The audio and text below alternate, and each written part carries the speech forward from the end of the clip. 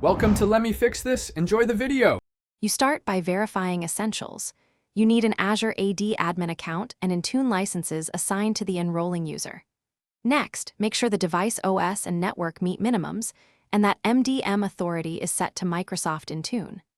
Once done, create a basic compliance policy and any enrollment restrictions so devices won't fail later. This avoids surprises.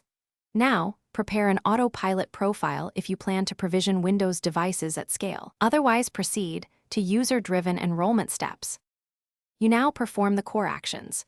Register the device in Azure AD, choosing Join or Register depending on whether you use autopilot or user-initiated enrollment.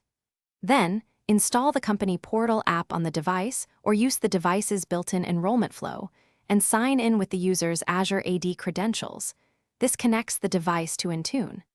After enrollment, assign configuration profiles, compliance policies, and apps to the appropriate groups, and watch the device enrollment and policy sync status.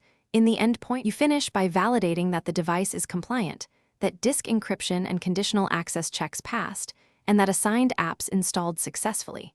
Make sure the device status reports as healthy in Endpoint Manager and that configuration profiles are applied. If something fails, gather diagnostic logs, MDM diagnostics for Windows or company portal logs for mobile, and decide whether to re-enroll or perform a targeted wipe. For most issues, a full re-enroll after clearing cached company portal state resolves enrollment errors quickly. Thanks for watching. If you found this helpful, don't forget to like and subscribe.